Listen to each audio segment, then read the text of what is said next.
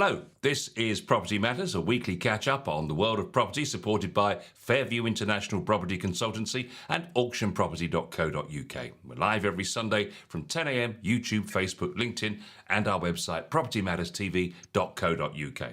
Watching on the website, leave us a Google review if you'd be so kind.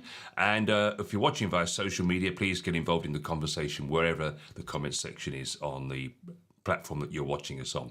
And if you have any discussion topics you'd like us to cover, hello@propertymatterstv.co.uk is our email address. If you don't have time to watch the show live with us on a Sunday, you can take us on the move with a podcast, available from the podcast platforms that you see on the other side of the screen. And finally, the show is broadcast across the week on Dilsate Radio as well. Let's take a look at this week's property news with our property expert, Joe Joshi. Morning, Joe. Good morning to everybody. Good morning to the viewers and the listeners, and of course, slight delay this morning. The puddles made sure that somebody was actually stuck in the puddle. So there you go. That's the way it goes. Well, that's your excuse, and you're sticking to it, clearly. I'm sticking to it. Right, okay, let's get on with the first story this week, and it's time for February's Zoopla House Price Index for the UK. And sales market activity continues to improve. All measures of sales market activity continue to improve as pent-up demand returns to the housing market. They talk this up as much as they can here. Buyer demand is 11% higher than a year ago. A better indicator of market health is sales agreed, which are up 15% than a year ago. Evidence of greater buyer confidence and more realism in pricing by sellers. The North East is up 17% and London is up 16%, and they've led the rebound in sales. Growing confidence amongst sellers is boosting the number of homes to sell, which is up a fifth, 21%, higher than a year ago. More supply is increasing choice for would-be buyers and supporting sales. Whilst increased activity levels are welcome news, it's important to note that a small proportion of sellers continue to reduce asking prices to attract buyer interest. Asking price reductions are lower than a year ago, but remain above average, evidence of continued price sensitivity amongst buyers. Asking price reductions of 5% or more are greatest in the southeast and the east of England. So depending on where you live, if you live in the northeast, it's boom time. You're up 17% the sales there, and the prices are strong.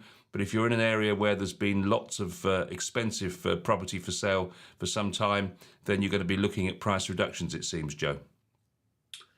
Yes, I mean, obviously at this moment in time, the way the market's going and has been going for the last, I suppose, few months or into the year, it's driven by a number of factors. One, of course, the inflation rate started to come down, so that gave a little bit of inspiration to people. The mortgage rates, especially the fixed rates to the first-time buyers, began to also come down, probably circa around the sort of 4.5%. So offering good fixed rates to first-time buyers, and of course, on top of that, the fact that there is only room for the first-time buyers, and the investors have kind of come off the rails for the time being, because the buy-to-let market has been really quite expensive to fund. So you imagine at 5.25% plus whatever the rates might be. So it could be about 7% for a buy-to-let. So that's come off the rails, and so that's generated some activity for the first-time buyers, especially in the north, where obviously better value for money and probably affordability. Whilst London has shown perhaps a slight price correction, as I would call it, rather than a price downturn, I think it's fundamentally based on the fact that its affordability is a little bit higher. But clearly activity is good in London as well, and the south. So generally, it's a fairly good factor. However, a big reflection on how it was maybe a couple of years ago as to where it is now. And that was mostly driven by the increase in inflation, really, Paul. Yeah, the average estate agent now has 6 new sales per month, and that's up from 5.2 a year ago. So I'd say that that's fairly stable. But they say it's evidence of house prices don't need to fall to support growing sales volumes. This is feeding through into our UK house price index, which continues to record a slowdown in the rate of price falls. Annual house price inflation is currently minus 0.5%. Up from a recent low of minus 1.4% recorded in October 23. The average UK price is 1.5% below the peak of thousand in October 2022. So it's small numbers, but I suppose it is turning in the right direction. Oh, and we've lost Joe. So let's just talk about some of those things. So as you can see here, Joe's coming back. In fact, here he is. I don't know what happened there, Joe. Technology, don't you love it? Yeah, absolutely. Someone ringing you again. No. Just froze Right. out. Anyway, Okay. You need to plug the mains cord in. I'm fine. Yeah. Right. Okay. Here we go. So we were just talking about the fact that these are quite small numbers. So house price inflation is down 0.5%, and it was down 1.4% in October last year. The average house price is just 1.5% below the peak of 268,000 in October 2022. Small numbers, but I suppose it's turning in the right direction. Was the point?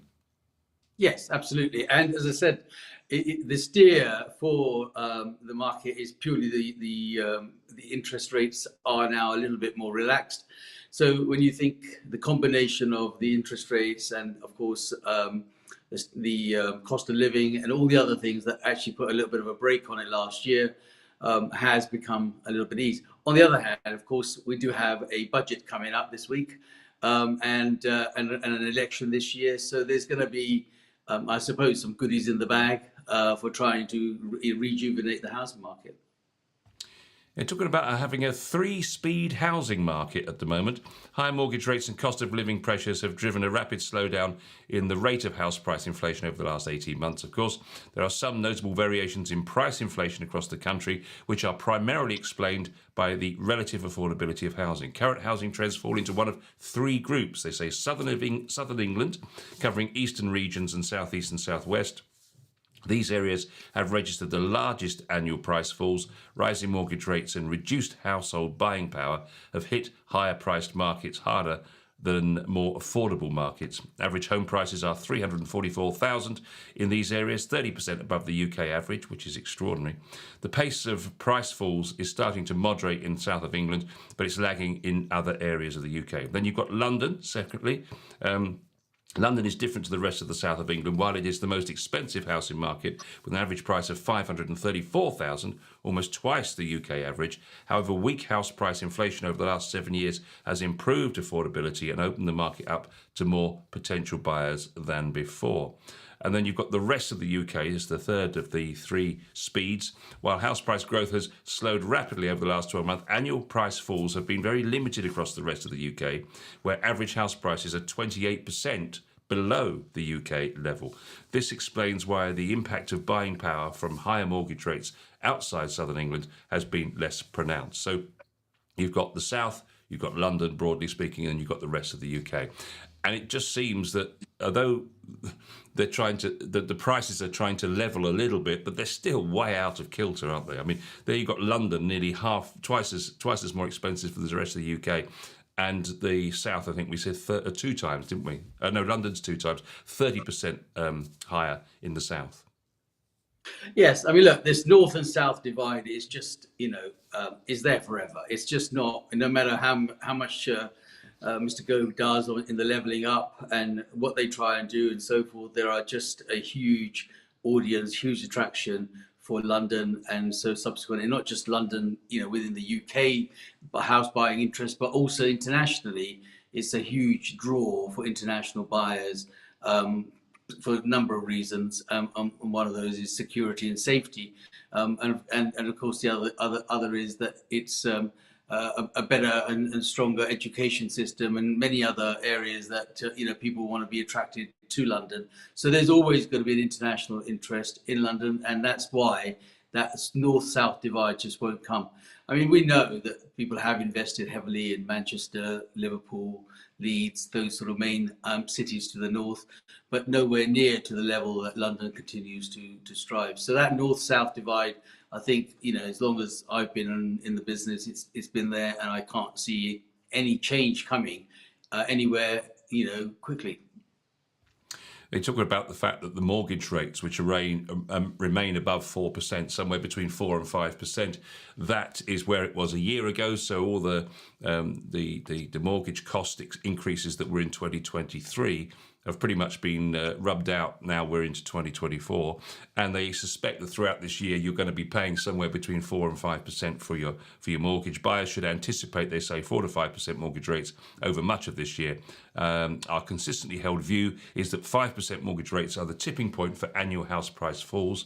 Mortgage rates over 6% for a sustained period would lead to larger double-digit price falls. Mortgage rates in the 4 to 5 range are consistent with flat to low single-digit price rises. So it's all about keeping that mortgage rate around the 4 to 5%, really, isn't it?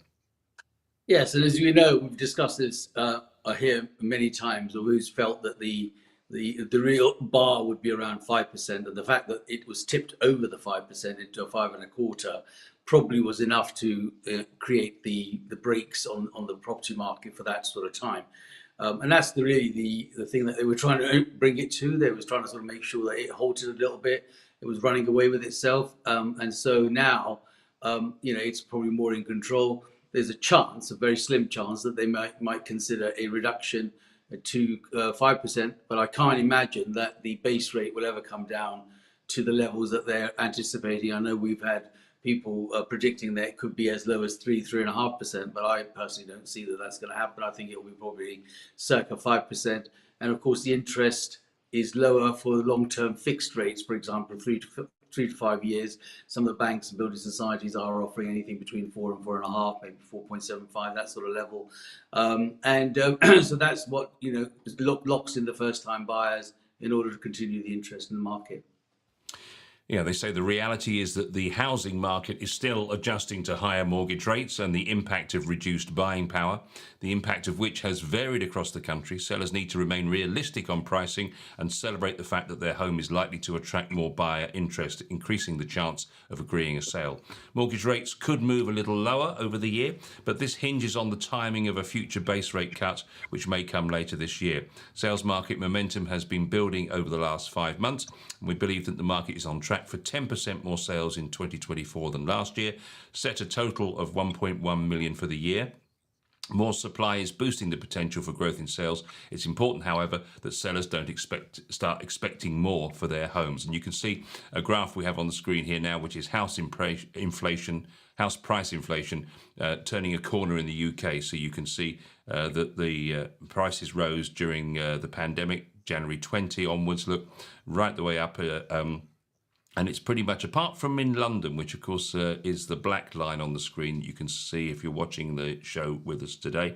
But all of the areas, really, the prices right up to January 2022. And then suddenly we start seeing, as mortgage rates started to rise and various other factors, and everybody came out of the race for space, then things start to fall from January 22 through January 23. And now we've just turned the corner over Christmas pretty much, and now prices are very slowly starting to rise again, but of course against a very high base in January 2022. So a lot lower than they were then, but the graph is moved in the right direction, Joe.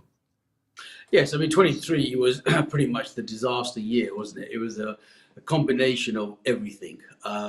Combination of probably the pandemic years coming to light. So all the costs that were actually incurred during the pandemic years were beginning to hit. So the cost of living went up dramatically. The interest rates just went flying through last year in 23. So yes, naturally it was going to have almost a direct dip.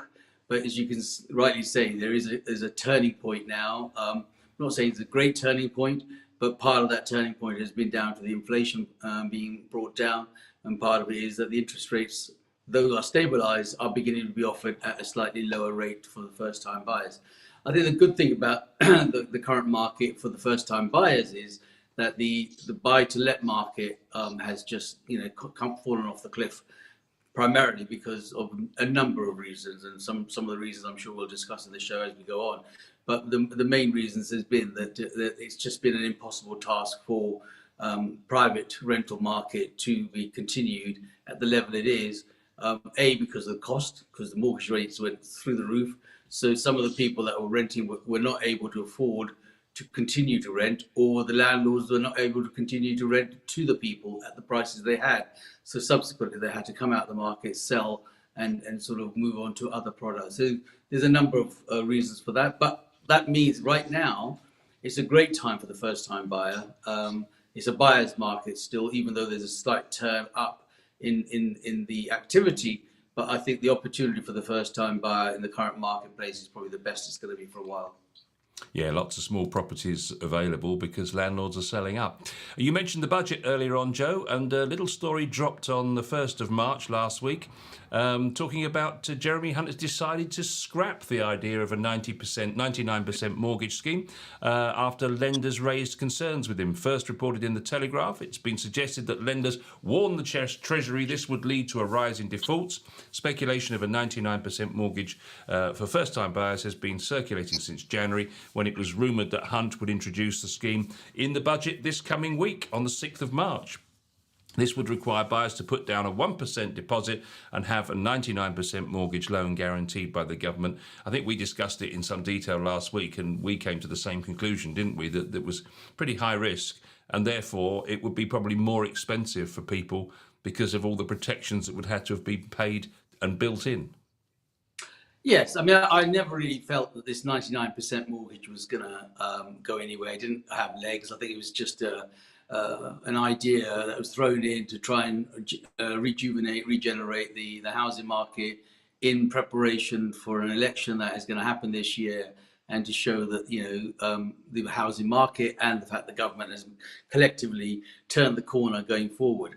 And if you look at the 95% mortgages, which are fairly good out there, but by the time the 99% mortgage and the indemnity and the other costs like arrangement fees, etc., it really didn't make it particularly viable. You may, and as I said last week, you may as well just go to 100%. If you're going to do 99%, you might as well go to 100% and give it the real benefit, so that if they are paying an indemnity cost and they are paying other insurances, at least that levels it out for even the 1% deposit that first-time buyers are going to find.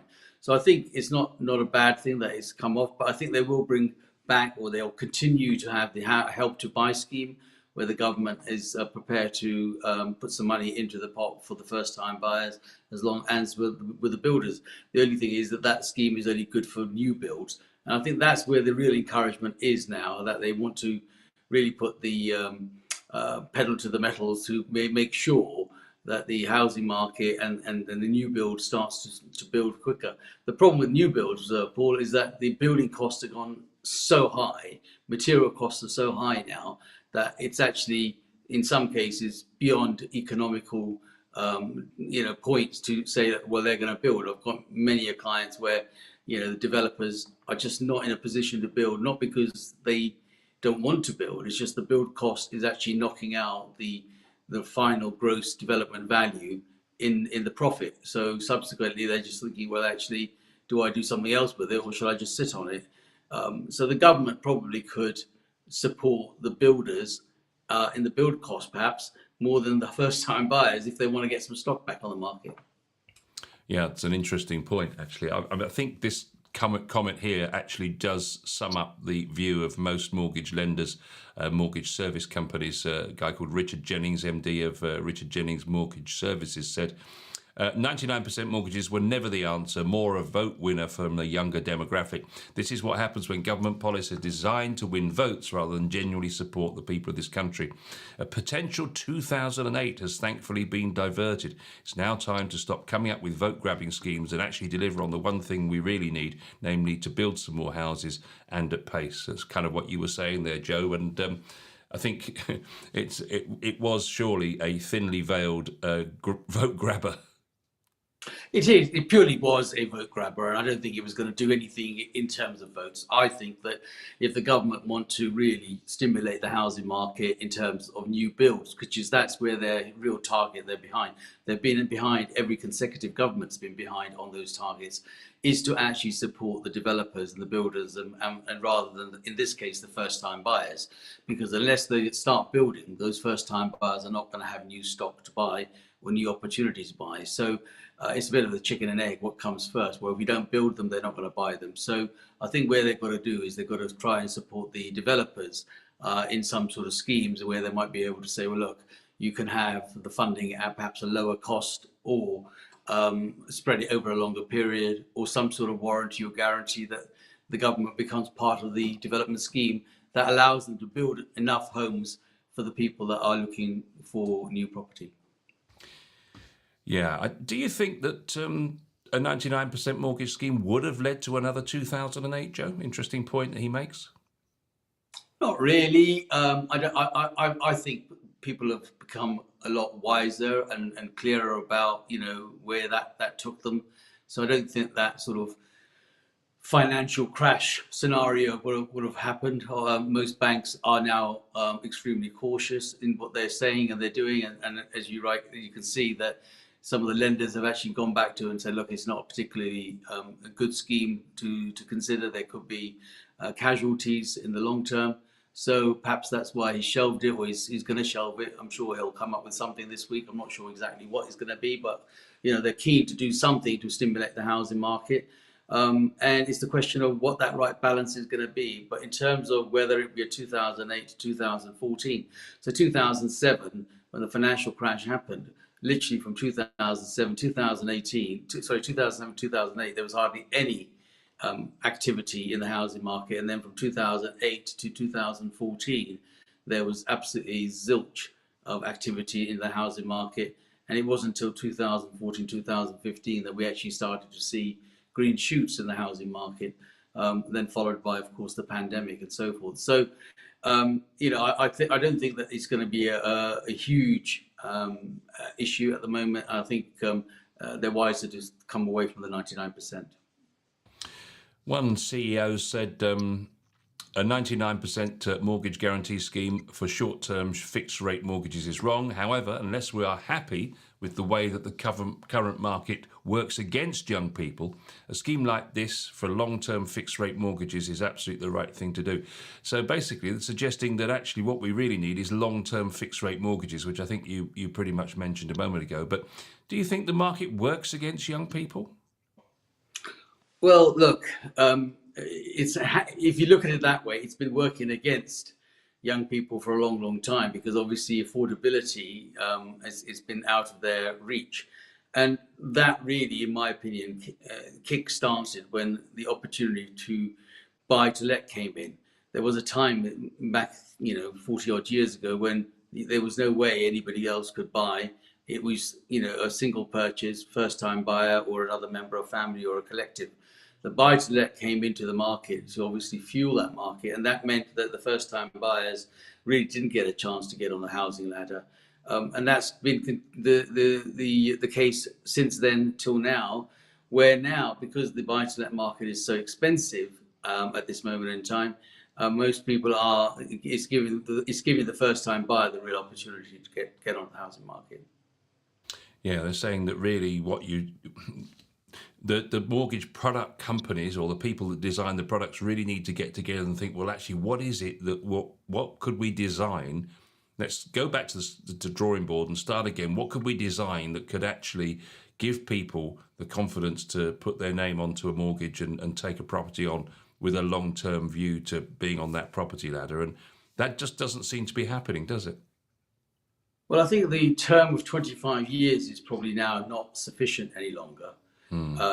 And I think if they were actually to consider that into a 35 year, add another 10 years to that time span and spread that cost a bit further down, then the chances for the first time buyers are greater, because at least they feel that they could do that.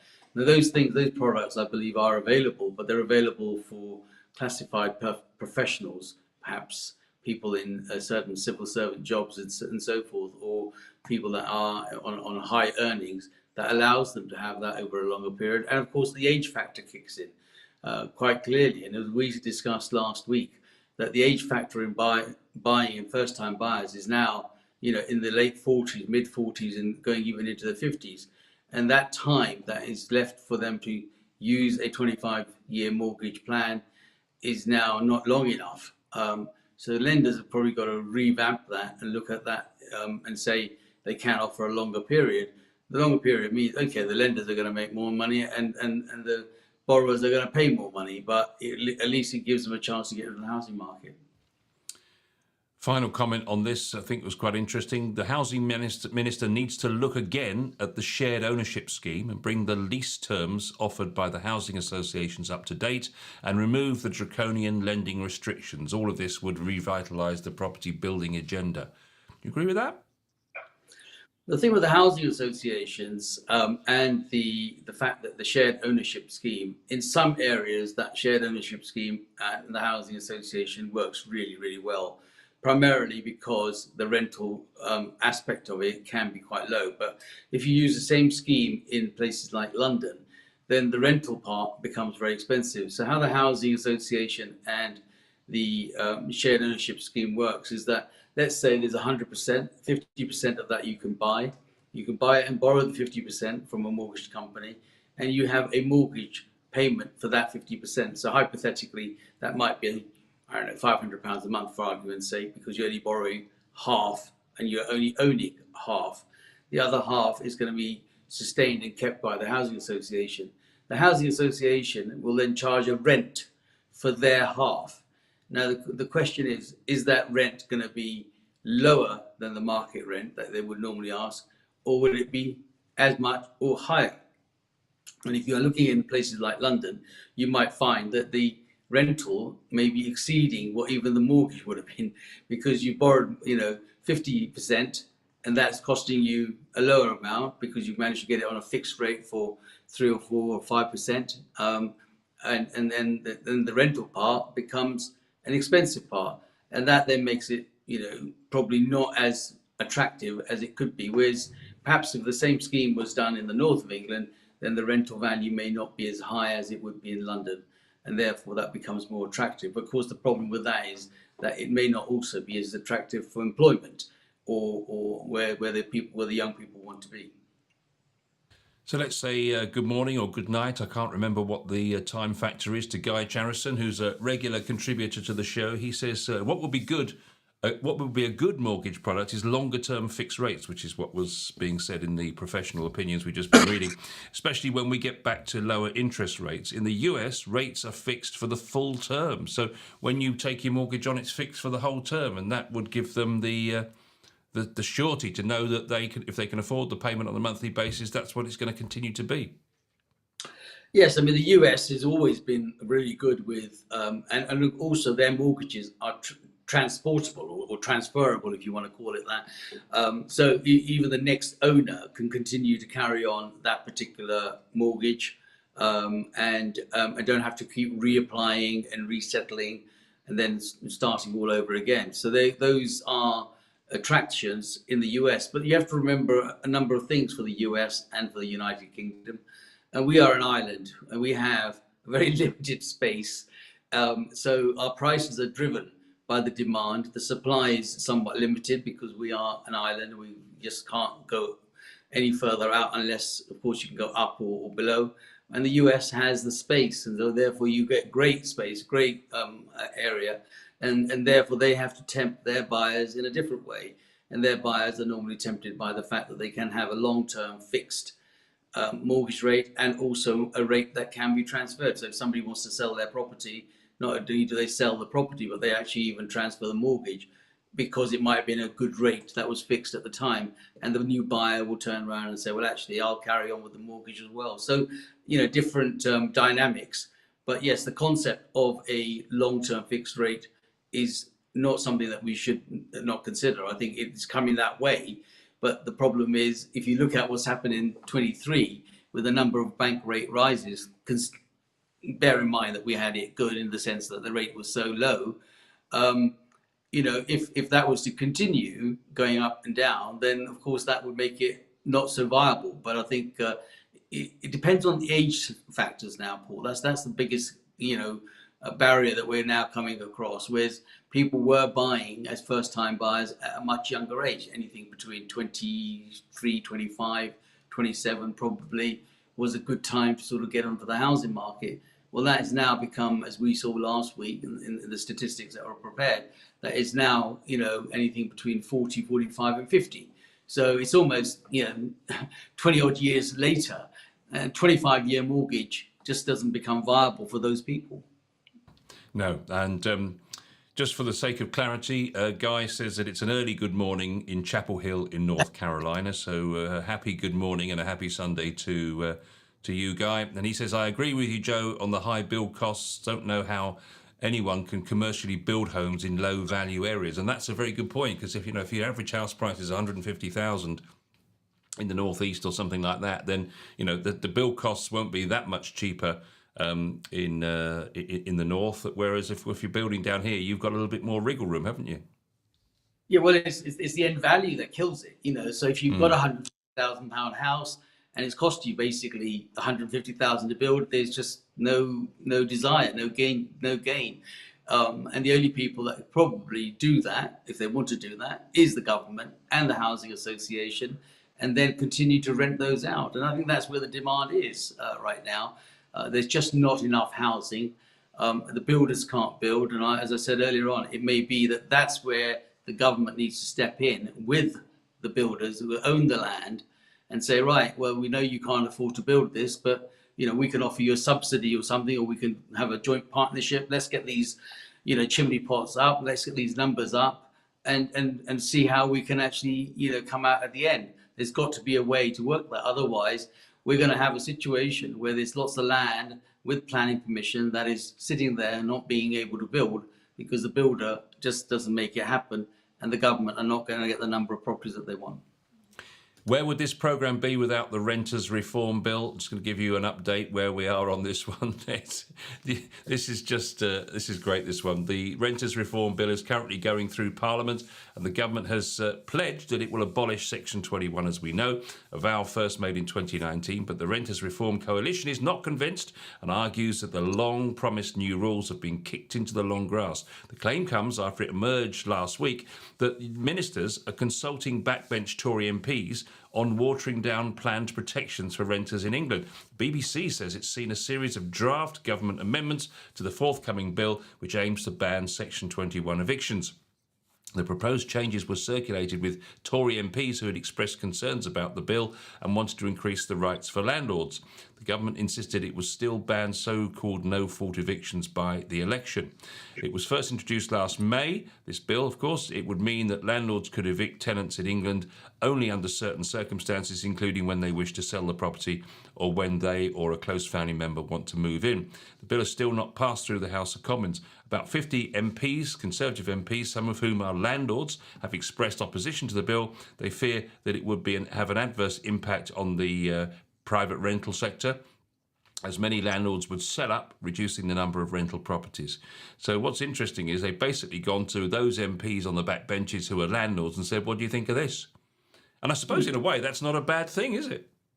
Well, with respect to our government, I've been stating that Section 21 abolition is a complete pile of pants, really, because it's taken all the private renters out of the market, all the landlords. They've done a grand job of messing that up. And now, finally, and I've also said that I bet Gove doesn't actually have any buy-to-let properties, so he's the one that's been driving this. And he's now gone back to these backbenchers, and they're all landlords themselves and going, actually, we don't like it. It's not going to happen. And I've always said on this program, and obviously any other comments that I've made, that the Section 21 probably needs a Section 21A with a couple of small amendments that may require, but to actually fix something that's not really broke is what they've spent all this time and money and energy on. And it's now come back to bite them on the bottom because, 50 of their own people are saying, well, actually, it doesn't really make sense. And I can't imagine that they will get this through within this parliament. We are up for an election this year. And if they do, they'll be actually forcing it in. But in my opinion, it was something that was not necessarily broken. It's always about a few people. There's a few people out there that will, a few bad landlords or few circumstances. And of course, then they use that yardstick to go and beat everybody else with it. But fundamentally, now look what's happened. How many people in 23, 24 have left the private rental market? Landlords just left in droves because the taxation's too high, and also the fact that the cost of borrowing to maintain those is too high. So all of a sudden, there's a whole bunch of people that are not actually in it. Now, what are the government going to do about that? Well, there's not much they can do about it at this moment in time, other than wait and see. Now they want to drive back the buy-to-let market. They want to get back those people that would invest because they know that they can't build. I mean, the target's always been 300,000 homes a year. Well, it's never happened. It's come off all of their pledges, and so the people that would have bought and would have invested have also stopped to invest. So there are more homeless people, more people that are living in hotel accommodation, which the government is paying for. So, they really do need to stop and think about this, and perhaps they need to get, some, agents and people that understand this on the ground level to be part of some sort of committee to make sure that they actually can get there. But at the moment, between themselves, they're not doing it. I think we both agree, don't we, that there's a long-held belief that we've had that actually the current government is very keen to stop individuals such as you and I becoming, landlords, small-time landlords, one, maybe two properties, that kind of thing, because they can't regulate that very well. They'd much rather have these large organisations with hundreds and hundreds and hundreds, maybe thousands of properties where they can be proper PLCs and that kind of thing. And I think, looking at this, it was almost like, well, this is going to take the kids out and we'll leave it all to the grown-ups because they'll be able to handle all of this. It'll make economic sense to them. But now that the market and interest rate rises has meant that landlords can't afford to make it pay anyway, it's almost like this bill doesn't matter anymore because the landlord's having to back out because of the way the interest rates have gone. So suddenly they don't need all this protection anymore because they didn't want to. The landlords are leaving anyway. Absolutely, and the corporations, the bigger companies that are looking to buy in droves stock that they can manage, and have a PLC status to try and keep the rental market up there, is also going to question it, Paul. At the end of the day, none of them are silly. They're going to look at the cost of it and the implications, and think about how they're going to reduce those liabilities. So, well, you might get a lot of rentals in one place, but a lot of individuals will be out of place because they don't need them to manage those situations. So yes, it's taken away the individuals, the small time investors that might have actually gone in there and bought 1, 2, 3, or 4 of them, and say, well, actually, it's more headache than they're actually worth. But they are equally very, very important cogs in the system. If you don't have those people investing at those levels, then not everywhere is the corporate. I mean, imagine most of those corporates are not going to invest in some areas that are perhaps not got as much economic pluses. There's not lots of companies, it's not lots of people living, but there are still people that want to live and buy and rent and maybe just take a small place. So I think they just need to relook at it. But right now, I think the government's focus, both of them, their focus is about getting in rather than actually seeing what they can do with the market.